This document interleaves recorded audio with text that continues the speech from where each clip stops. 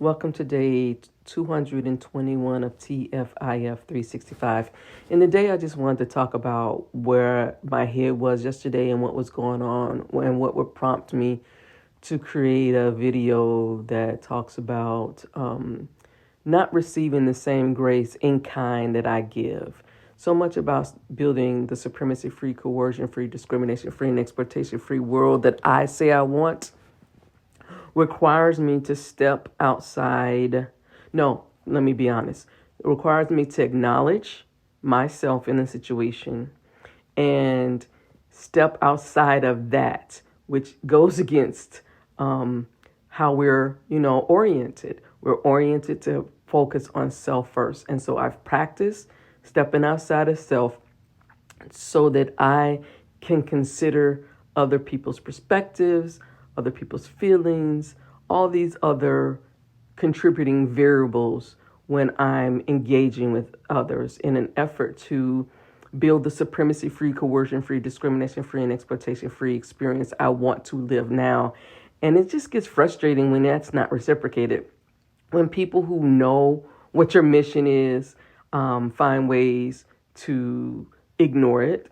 When people know how you move, what you expect, what you like, what you need, and they at times decide, you know what, fuck it. That's not what I want to do. And that's fine. You know what? People get their choice. They get to decide, fuck it, I don't want to do that again.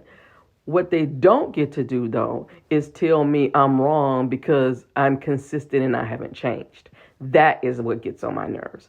I am the same person I tell people I've been this way since 2 years old. I've known what I wanted.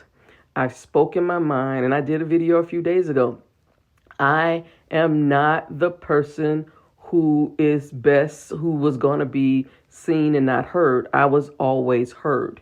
So I'm very particular about the people I bring into my life, and that is even professional relationships. I'm very particular about who I let into my space, who I spend my energy on.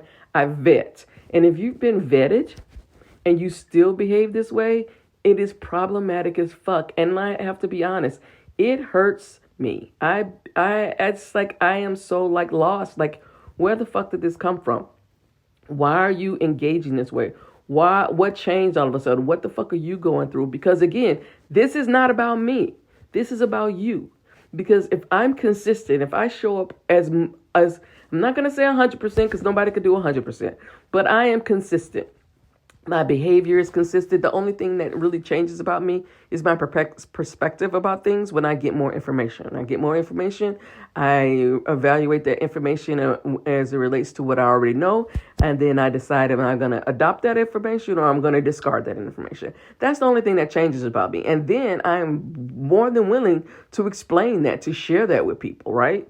Because it's about evolution. It's about growth. What I don't do is change how I fucking show up, right? I never change how I fucking show up in the way of you're always going to be able to ask me a question. You're always going to be able to get an answer. You're always going to be able to know what's on my mind. You're always going to be able to feel safe in my space if I vetted you. And if you're going through something and I can make space for it, I'm going to make space and I'm going to be 100% there. If there's an emergency, I am best in an emergency. I'm going to be 100% there. But when I'm telling you that I'm struggling, I don't understand, I need help, and that is debated, disregarded, ignored, that's problematic.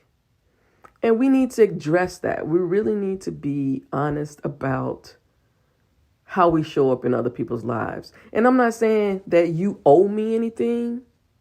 Yeah, I am saying that. You owe me at least grace. That's what I'm saying. Because I vetted you. You know me. I know you. You owe me at least grace. You don't owe me forgiveness. You don't owe me anything. But you do owe me grace because I extend grace. I'm always extending grace. So that's what I wanted to talk about, because as I build supremacy-free, coercion-free, discrimination-free, and exploitation-free, I just keep coming across folks who say I can trust them And now there becomes a question mark on that. And this work is hard enough not to be able to trust the people that are in my life. So that's what I just wanted to talk about. I'm better. That's another thing. I don't stay, I get in a situation, I get triggered, I get angry, I get sad or whatever. I spend time figuring out what happened, what did I do, what can I change, what happened in the situation, what are those things that I can't change, and then I move forward.